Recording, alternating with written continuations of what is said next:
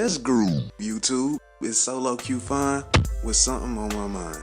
In this video, I'm going to talk about some guys that are still available in free agency that either have a good matchup in week 1 or can provide some valuable depth to you for the remainder of the season. Now, if you find this video helpful, please drop a like and subscribe, and be sure to check out my videos on some of the unknown fantasy sleepers for this year, as well as some great plays for daily fantasy football this week. Now, first up on the list is quarterback Tyrod Taylor. Now, at first impressions, Tyrod doesn't exactly sound like a fantasy stud at the quarterback position, but if you look at how great he's been with protecting the ball over the last 5 years, he has some real value in a game against Pittsburgh. Now, Pittsburgh is favored to win this game heavily, so in terms of fantasy football, that's going to mean that Cleveland's throwing the ball much more in the second half, and there'll be additional fantasy opportunities for Tyrod to make a play. Also, Tyrod's a very good mobile quarterback, so I wouldn't be surprised if he picks up a rushing touchdown late to give you some additional fantasy points aside from him throwing the ball. Next up on the list is running back Buck Allen for the Baltimore Ravens. Now, here's a guy who's been off and on the last few years in terms of fantasy production, but he's still in a good situation as the primary pass catcher for the Ravens. Alex Collins are going to dominate most of the carries on first and second down, but look for Buck to make some big plays on third down. Considering that the Ravens are playing against the Bills, there's a chance this game could get out of hand very early on, so this could lead to some additional carries for Buck late in the game. At the receiver position, we head down to Tampa Bay to discuss wide receiver Chris Godwin.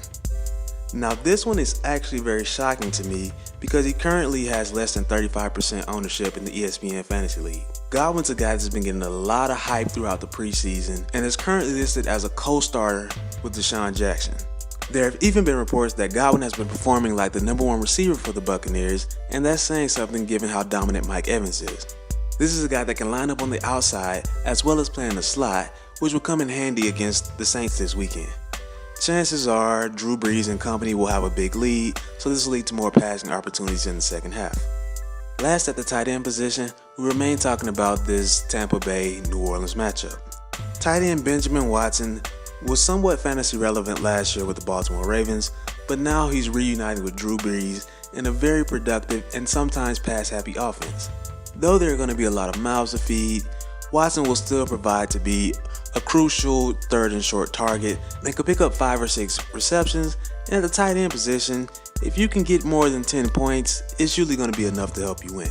And in a PPR league, there's a lot of value and upside to adding him to your roster. Those are all the picks I have for you in this video for week 1 of the NFL season. And just for an added bonus, if you're looking for a defense to pick up, chances are the Kansas City Chiefs are still available, and they're not in the best matchup against the Los Angeles Chargers, but this is a team that they've dominated for the last few years. Be sure to stay tuned in to my channel as I'll continue to drop some tips and tricks for not only your fantasy football season, but as well as for daily fantasy football. As always, I'm Solo QueFine, and I'm OWT.